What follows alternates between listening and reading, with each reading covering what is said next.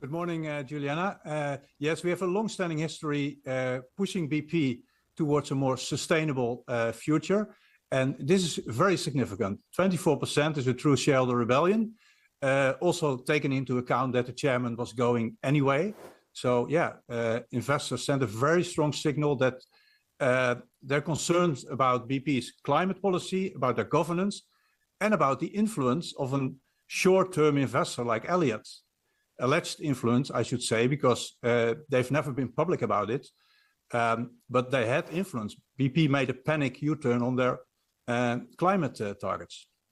So what's going to change now? I certainly take your point about how symbolic this vote was, but what's going to actually change at the company?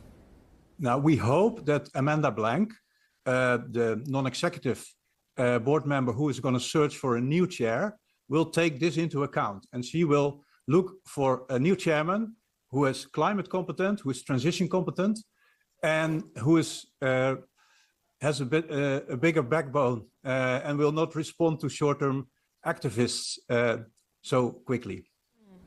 Well, one of the interesting things that's happened in the last few years for BP is that they were somewhat bailed out by a higher oil price in the wake of Russia's invasion of Ukraine, which arguably took the pressure off them somewhat when it came to their energy transition goals. Now, a very different story. All of this change is happening at a time where the price of crude is collapsing thanks to President Trump's tariff policies. So could that in itself expedite some of the changes toward the energy transition?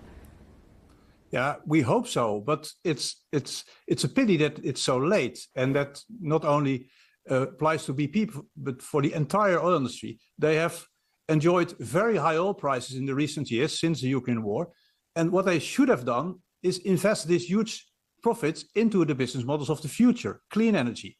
They refused to do so. They invested in more fossil fuels, and now they're suffering. So I hope this will be the second wake-up call that they really have to invest in the business models of the future. Clean energy is the future. Technology is getting cheaper. Getting oil out of the ground is getting more expensive. So they have to transition. Otherwise, they will be the codex of the 21st century.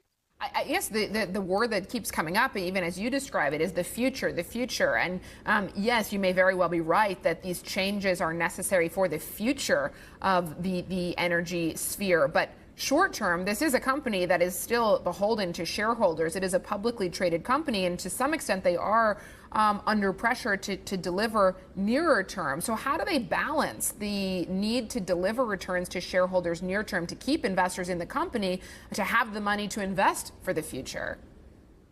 Yeah, they have to take the profits for fossil fuels as long as they're there, and then realize that all investments in the energy sector are long term. So if you decide to go to the North Sea to explore more oil and gas, this will take 15 years before there will be any oil which you can sell out of that well. So the oil industry is a long-term industry. They should realize that in the next decade they have to transition, otherwise they will go bankrupt.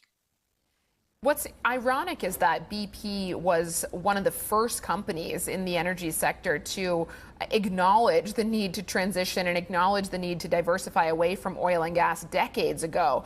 And yet they sit here today as one of the last ones to actually execute a strategy that positions them for that future. If you could pin it down to, one or two milestones that have blocked that progress, what would you say it is? What's gone wrong for BP?